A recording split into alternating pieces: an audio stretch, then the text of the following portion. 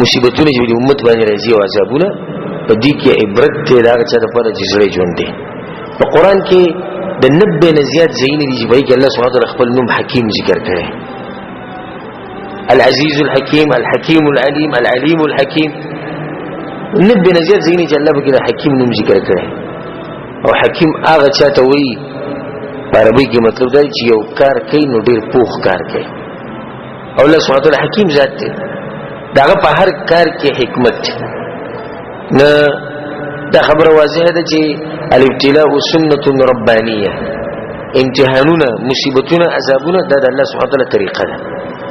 نه خو واضحه شو دا خبره چې دې مصیبتونه په دې عذابونه په دې سخت کې هم د الله یو غټ حکمت دی الله په قران کې زین قومونه تبا کړی دي دا اوس سره خبره کړي سوې منګه هر یو قوم رانی ولې تبا کړي دي ختم کړي الله شي ختم کړي نسوي فكلا اخذنا بذنبه داغه ګناه د لا صاحب دې سړي کې چلو الله عذاب راوست وی راوست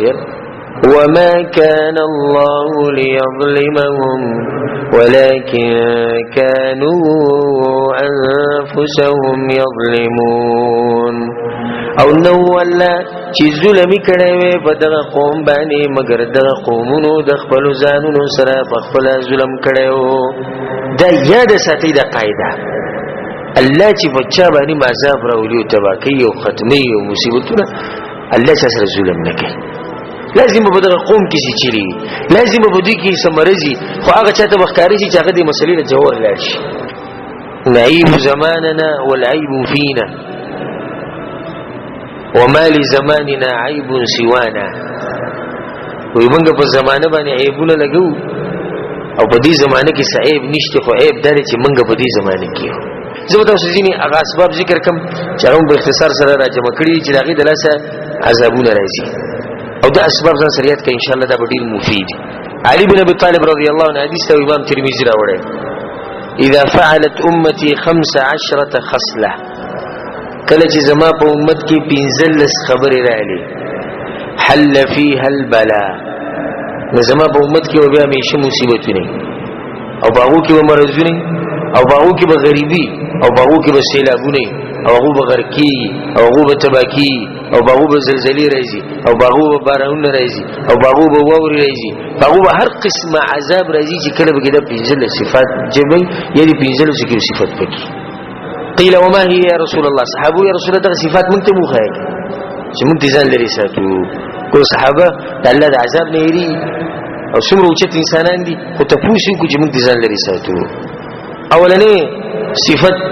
یا سبب چې دغه د لاس عذاب راځي اذا كان المغنم دولا چې کله مال غنیمت د مالدارو خلکو په منځ کې تاویږي راتوي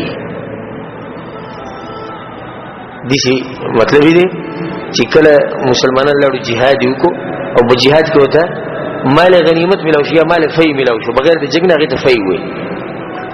به چې کله د مال راوړی شو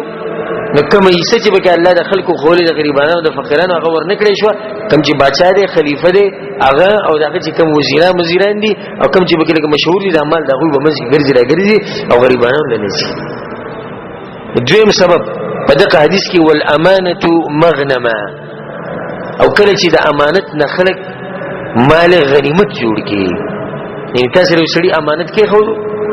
او بیا ول نور کې خیانت ته وکړو کو دوکه دی ولور کړه او دا امانت دې شي وکړو لکه دا چې مال غنیمت بس خپارامي خوري او غسړي له نور کې او غل دې دوکه ور کړه او غل دې خپل مال نه خلاص دریم سبب په دې حدیث کې و زکات مغرمه او چې کله زکات ورکي خودي ورکي لکه دا چې دی یو قرض ادا کوي لکه په خوشالۍ نه ورکي سلورم واطاع الرجل زوجته وعق امه او کله چې سړي د خپل خزي خبره منله هغه وته کولاو کوي او د موري نه منله عام مرز دي وبر صديقه او د خپل مرګري سره خکې خلک باریان شي چې د مرګري سره خکول څه حرام دي د مرګري سره خکول مخکې ټکه وسرور خبر بوازیش وبر صديقه وجفا اباه او د مرګرو سره خیر خوایي کوي دا و خیال ساتي او د خپل پلار خیال نه ساتي. پلانې مرګره راغې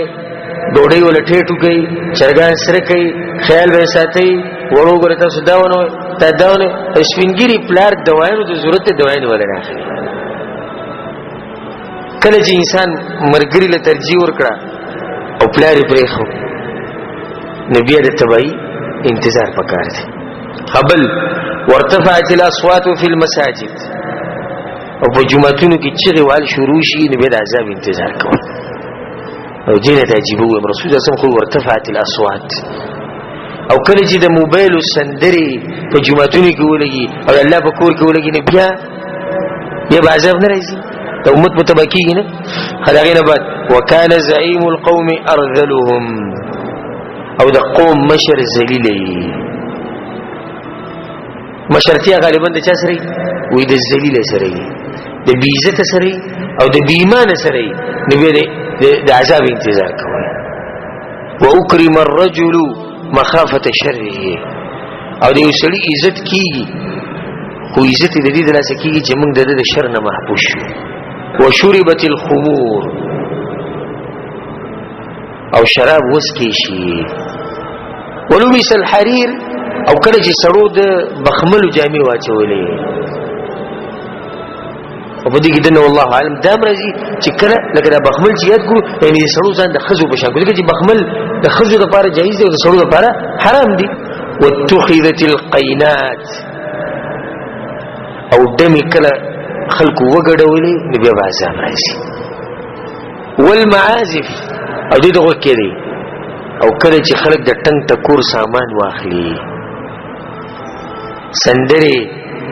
عامشي په هر محفل کې درزا جوړي. ولعن آخر هذه الامه اولها او کله چې دې امت ورستنو خلقو په اولنو باندې لعنتونه ویلي. الله اکبر. مراد شیعاګان دي. کله چې دې امت ورستنو خلقو په صحابو به خبرې کولې نبی دا عذاب انتظار کوي لکه څنګه چې شیعاګان